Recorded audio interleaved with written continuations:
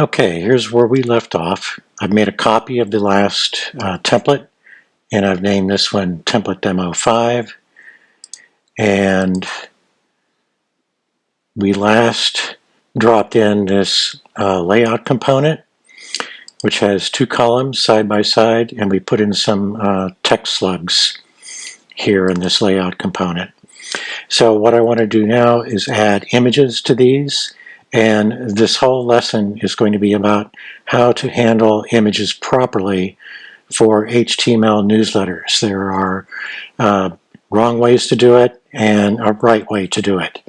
So please pay attention to this. It's important. If you are creating newsletter templates, whether it's in Marketing Cloud or any other tool, this is valuable information. If you are a client or editor who is preparing newsletters that need to go out, you need to know this information as well.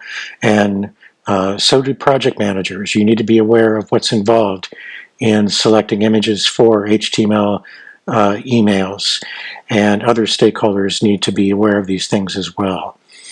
So here we are with our layout. We need to activate it first before we can add some images to it. And then this panel slides in.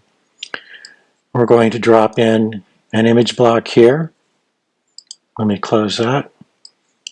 And an image block over here. Okay, so if you've ever used a page layout program, you know that you drop in containers first and then add content to the containers. This works very much the same way. So I'm just going to arbitrarily pick some images that are up on the system. I'll choose that one, and I'll select that.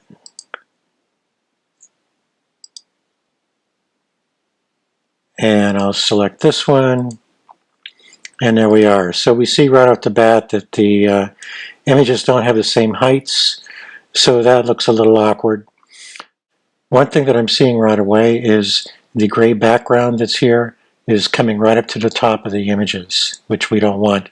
So what we want to do is click on Properties for this region, click Settings, and we want to add some padding to the top of this region. We already have padding of 24 pixels on either side. We're simply going to add 24 to the top, and that pushes everything down. And now we have some gray space on top of the images. So I prepared an email message from this, the way it is now, and I sent it to Email on Acid for a test. And let me show you the results of that test. Over on the left is how that email looked in Outlook on the Mac. Everything looked fine. It looked pretty much the same way we saw in the preview panel in Marketing Cloud. But on Windows, look what happened. This happened because I did not set the size correctly on the two new images that I dropped in. And since they were large, they actually pushed open the tables that structure the page, because your newsletter page is actually made up of a bunch of tables. And so when you push open the tables, this is what happens.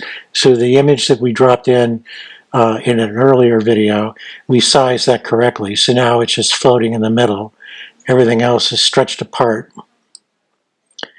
And these two images are just wrong. So let's go back here and let's fix that.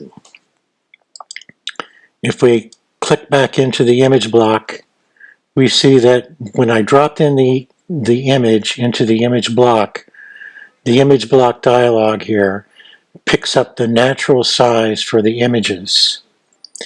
And in this case, this image was 456 pixels. This image was 650 pixels, so that's way too big. So how big do these images need to be so that we know what to set them for? Well, if you'll recall, when we dropped this image in, this was a large image as well. And we found that because our page size is set to 600 pixels, and we're adding 24 pixels on the left and 24 pixels of space on the right, that the actual image size needs to be 552 pixels. Okay, and that's how we set that image. So let's start with that. 552. Let's divide that in half. Okay. Now what Marketing Cloud does when we add this gutter space in the middle, and we made that 24 pixels as well, what it does is it adds padding on this side of 12 pixels and on this side of 12 pixels as well.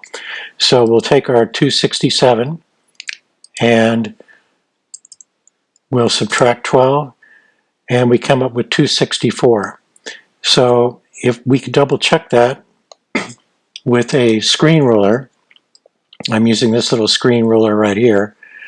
Let me just park it right here underneath that image, and I'll draw this in until it just meets the image, and we see that it says 264 pixels.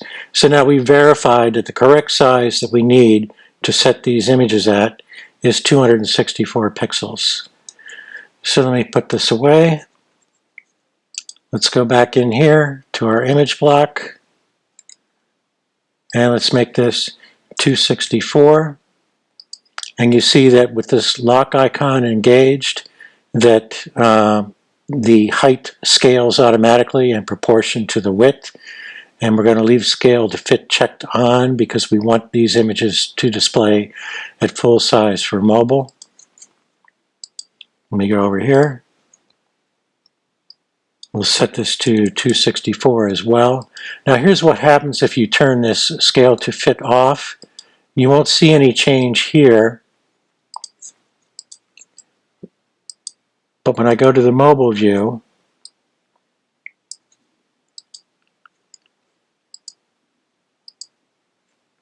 and I uncheck scale to fit, you'll see that the image shrinks. So it stays at 264 unless I have scale to fit checked on. That's what this scale to fit is for. It's for when you want the image to be expanded to its full page width size in the mobile view. And our mobile breakpoint, which is a CSS media query, is 480 pixels in the Marketing Cloud templates. And that's a very standard size to use for emails. So we're going to leave scale to fit checked on. This image will then scale up in size when it reaches the 480 pixel breakpoint. Okay. Let me click done. Go back to our desktop view. Now I prepared this earlier as well and sent another test to Email on Acid. And here's what it came back with. Both versions of Outlook, Mac and Windows, look fine now.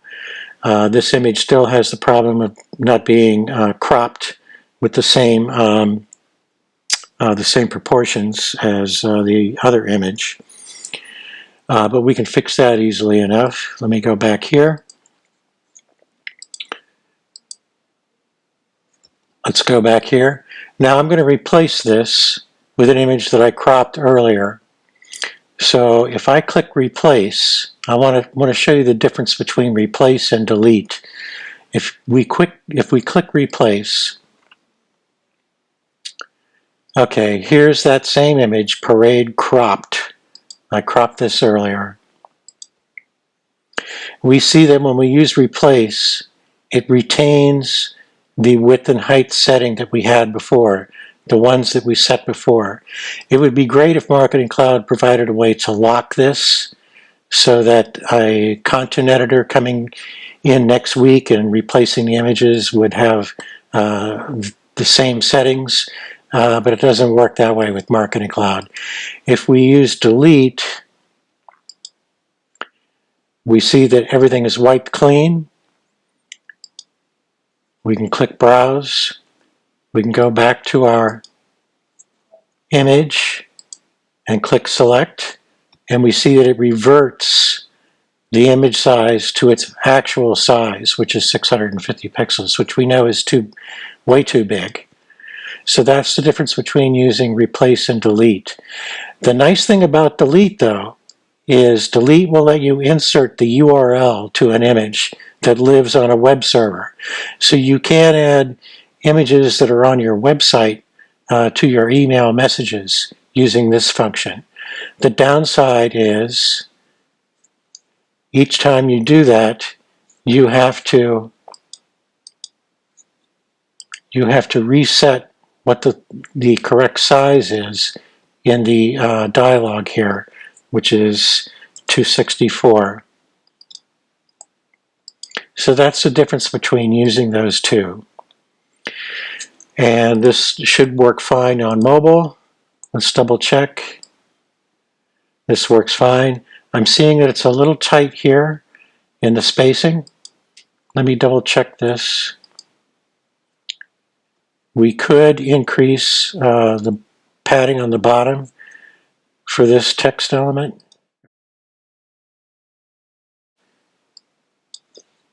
24. There. Now when it's on mobile, we have a little more space between this teaser item and the bottom teaser item.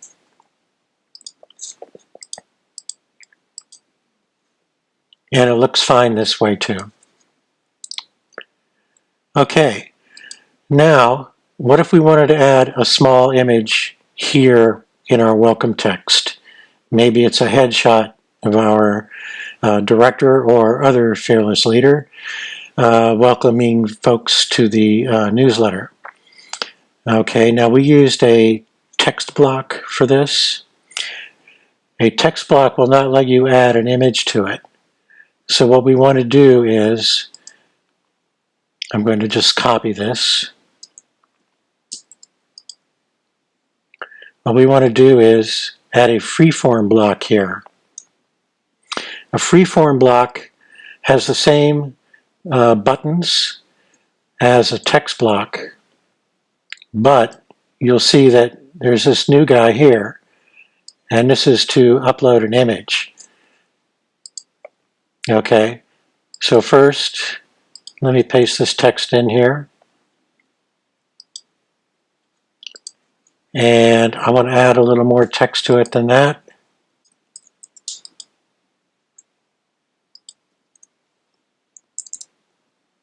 Okay, now it's a good length. I can delete this one. And now let's add an image. I'll park the cursor there. I'll click the little icon here to add an image, and I'll browse for an image. And here's a nice little headshot image that I've prepared. I'll select that and select. Now you'll note that this image has a size of 180 pixels wide by 220 tall. We do not want scale to fit in this case, and we want to leave it the small size in order to fit properly. So I'm going to uncheck that. I'm going to click OK. Now it does this by default. If we double click on this to bring back the image properties dialog, we'll see that the image alignment controls don't work here. So these image alignment controls only work when you have an image in its own space, not when it's surrounded by text. These controls don't work. The control that does work is we can select these text alignment tools up here. So I can align to the right or I can align to the left. I'm going to put this one on the right. Okay, now we see the problem is we need a little space between the headshot and the text over here. Now I mentioned before when we were inserting the top image that there is a tool here for images called image padding. Don't use this. I'm going to use it just for a second here to show you. I'll put 24 pixels here.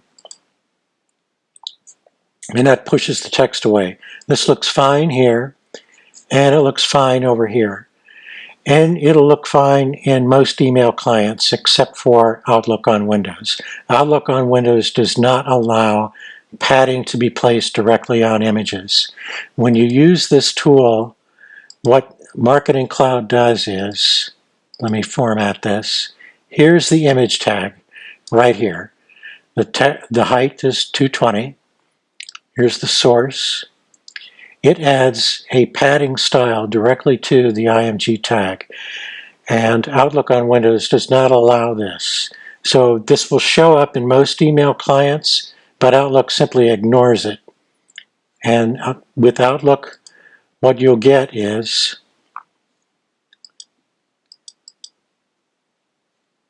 you'll get 0 padding on the image, and it will look like this in Outlook.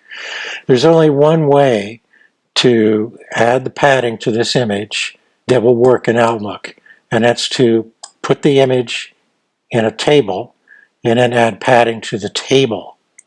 I'm going to show you how to do that. First, let's delete that. Next, I'm going to put the cursor here at the beginning of my text. There's a little table tool here. This isn't a very good table tool, but it's the only one that's built into Marketing Cloud, so we're going to use it. First thing you need to do is take out this width of 500. Just delete it, leave it blank. Don't put anything in here. We're going to make this one row. We're going to make this one column, and we're going to set the alignment to the right. Okay? Now, this will basically collapse the table. You're barely going to see it over here. From where I am, I can see a faint dotted gray outline and the cursor flashing. So that lets me know that I can insert an image. So I'm going to insert this image again. I'll choose Browse, select my headshot. I'm going to leave this set the way it is. I'm not going to use the image padding here. Click OK. Okay, so now we have the image in a table. The next step, I need to go into the HTML. There's no other way to do this. Let me format this so that I can see it easier. We see that the image is set inside this table cell, this TD tag. So what we're going to do is, pretty much like you saw before, we're going to put padding. We're going to put a little bit of padding on the top, none on the right, a little bit of padding on the bottom, and 24 pixels on the left. And the way this works is you read this as top, right, bottom, left. In other words, it's clockwise. When you put padding values 4 together like this, 4 digits in a row, it's top, right, bottom, left. And the key one that we're interested in is the one on the left. So now we're going to click OK, and now we have the image looking the way we want to. Now let's take a look for a moment at mobile. You always have to go back and forth between the mobile display and a desktop display to see what you're really getting. The thing with these kind of images is this: they're not responsive. They're not going to expand like this one does. Okay, there's no real good way to do that. There is a scale to fit here. We're not going to use that. We're going to leave it small. Okay, it's going to stay like that. When it stays like that, you know that this column is a maximum of 480 pixels wide. It's actually a little bit less wide than that because we have space on the left and right. So when you have a picture here, it's basically taking up half of this column width. Okay, so if this picture is very wide, you're going to make very ugly line breaks for this line of text here. So the rule of thumb here is to use an image that's sized about 180 pixels wide to a maximum of 200 pixels wide. Once you go over 200 pixels wide, you're going to get really ugly line breaks here on your text on the left for mobile. Okay, so I've targeted the sweet spot here I've made this image 180 by 220, and that's what I recommend you use. Now, sometimes people get the idea that they want to have an image on the right, an image on the left, an image on the right, an image on the left. And if you do that, you're going to need to make little tables for each image like we did here. You see this little gray dotted outline? This is how the editor shows you that there's a table here. You're going to have to make little tables like that, align them, and put padding on them for each little image.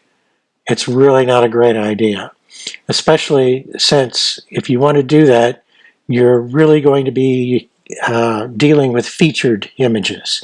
Featured images are going to show up much better in image blocks in a side-by-side arrangement like this. Or you could have just one image over on one side and text running down the other side. You can do it either way. Okay, so now we have 3 different kinds of images. Okay. Another thing to keep in mind with these images is how clear they're going to be when they stretch up in size on mobile. So we know that our mobile breakpoint is 480 pixels wide, and that's really the size we should be uploading our images at.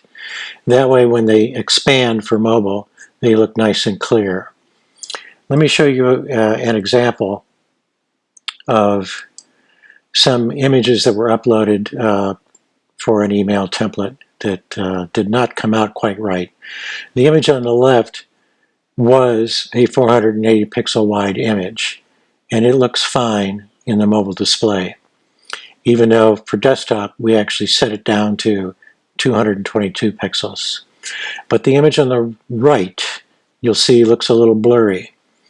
That's because the image was uploaded at 218 pixels. So this looked fine on the desktop display, which only needed the image to be 222 pixels. But then when we looked at it on the phone, we realized that, oh, this looks blurry. So we had to go back and change that. Let's do a review of how we've been handling images so far in our newsletter. What we really have is 3 different sizes that we need to be concerned with for photographs. There's the actual size of the photo, there's the set size of the photo, and then there's the mobile size. The actual size, we know we need to make it about the same size as the page. Okay.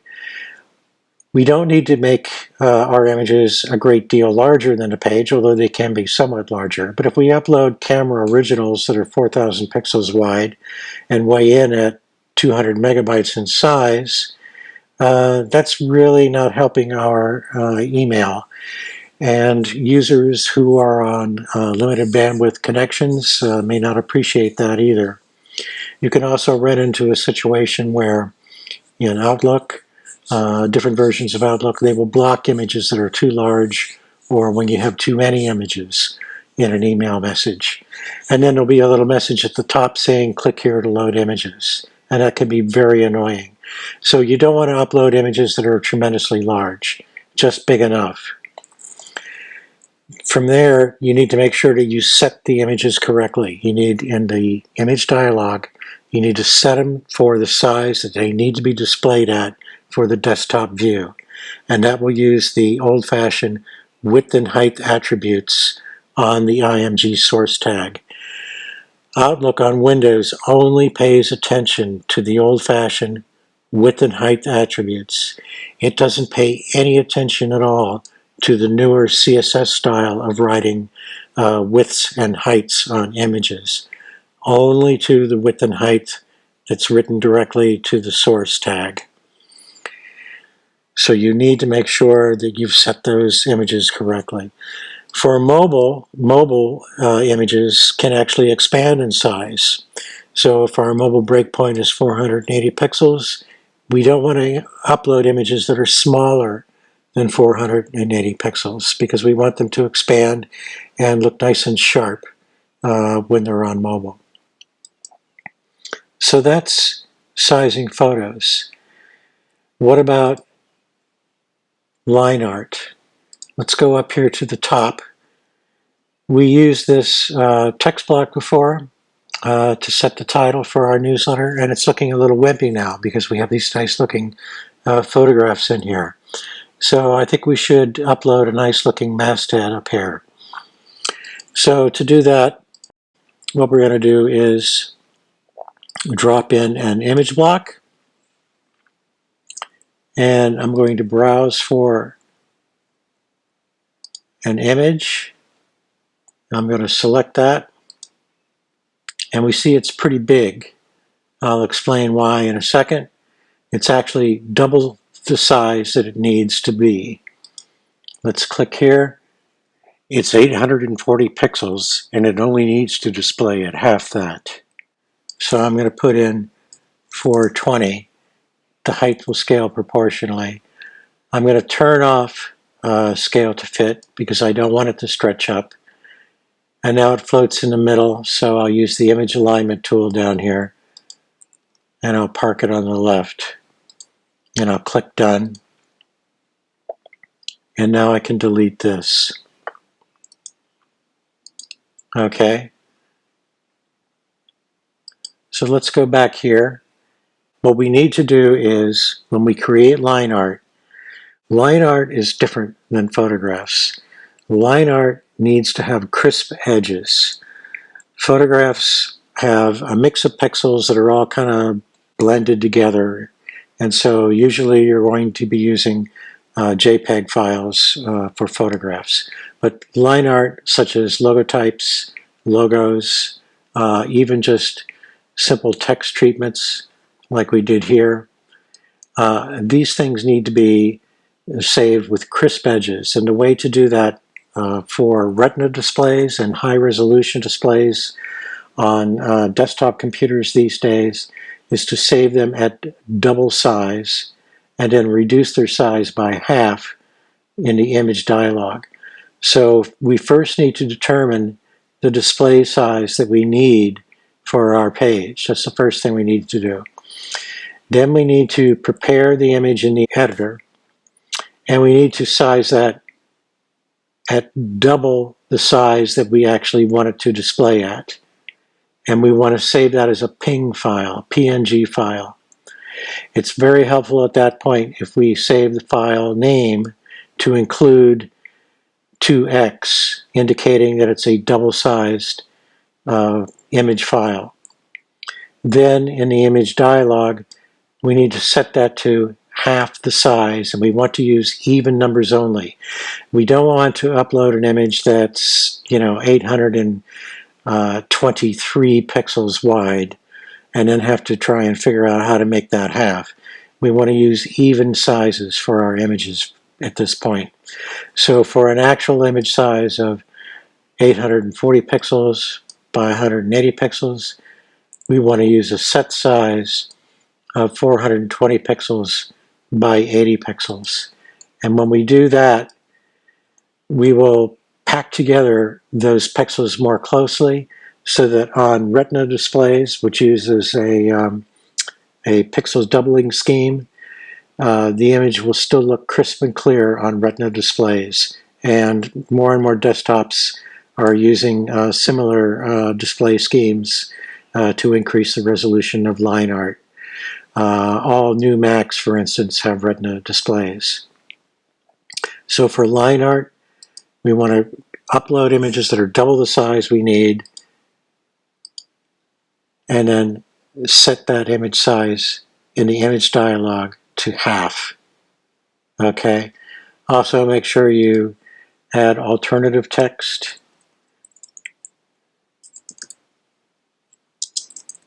For the image here.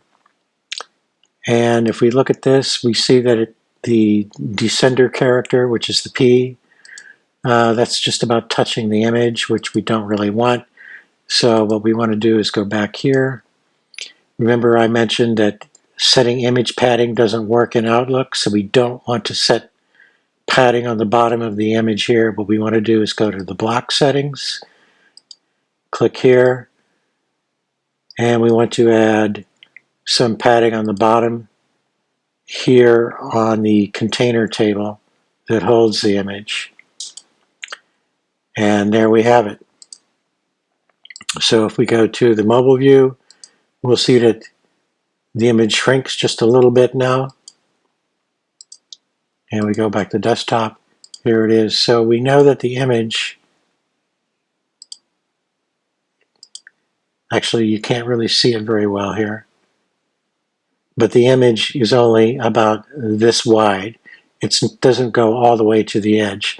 And I did that intentionally so that in the mobile view, it doesn't have to be shrunken down very much. If you make the images the full page width in the desktop view, then in the mobile view, it'll shrink it all the way down quite a bit, and you'll make the text that's in the image quite a bit smaller. So that's why I did it this way. So now we have a pretty good looking email. As I did before, I prepared this once before and sent it on to Email on Acid for a test. And this is what it looks like in Outlook on Windows. We have the masthead looks good. Our big splash image at the top looks good. Our headshot looks good. And our two side-by-sides look good. So everything is looking pretty good so far in our email template.